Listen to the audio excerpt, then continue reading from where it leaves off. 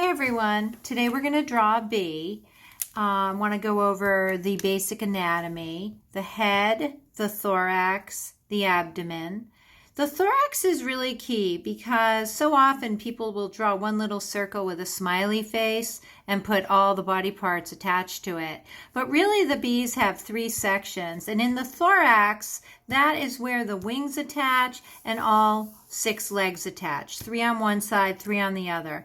The wings actually are 2 wings on each side. The wings in front are smaller, and then right behind them is a larger wing. So there is a total of 4 wings. Also, on the worker bees, there's this wonderful pollen basket on the back leg that carries the pollen as they pollinate the flowers, which helps the flowers fruit and seed. The tongue, the long tongue, helps them suck the nectar up from the flowers, which in turn they turn into honey. They have very strong jaws to build a nest, and the antennae actually pick up smells and air movements. The bee is really hairy. It helps them judge the wind speed, and their eye is also really huge. Typical insect eye has 3 little eyes and 2 big eyes inside of it. And I named this bee Dolores, which I drew this morning with my grade 1. So now we're going to just draw a bee together. So again, the first thing you're going to do is start light. Draw a head shape that's got a little point for the mouth. Then you're going to draw sort of a U that attaches, which is the thorax, and then a longer U for the abdomen. And then there is a stinger at the end on females, but they will not use it unless they feel threatened. So leave the bees alone, and they will leave you alone. Because if they sting you, I'm pretty sure they die, and we need bees. We need bees to pollinate everything, to make the cycle of life go round. Don't use pesticides, because they're really bad for nature. And then everything gets polluted. So I am going to map in the legs here. They're jointed, as you can see. Again, very typical of insects. And I'm going to outline the wings in black. Here's the lower wing. But of course, they're clear. Oops, I just messed up, but I'm just going to ignore my little mess up.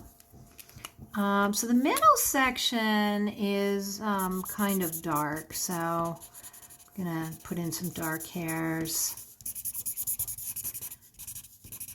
And this part is a mix of colors.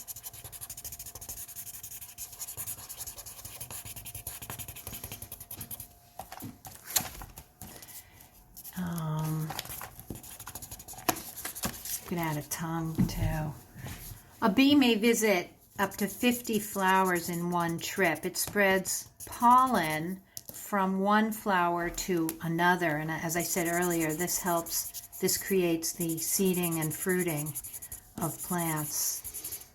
So they are essential workers in our world.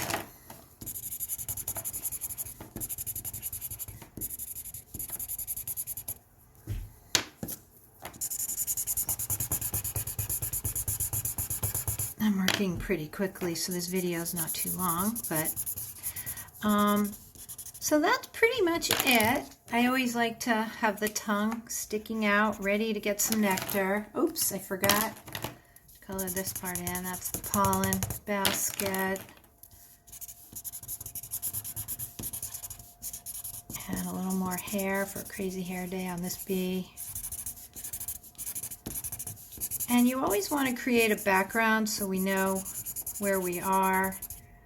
And in the picture that I showed you right when we opened up, I created a nice flower and sky. I named my bee Dolores. there's some trees with shadows and some fantastical colors.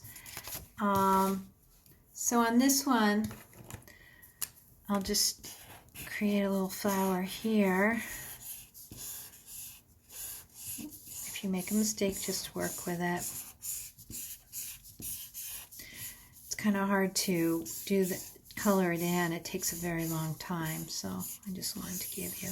So this would be where the reproductive organs are, where they get the pollen. And it's good to have this line. Always draw petals behind the petals.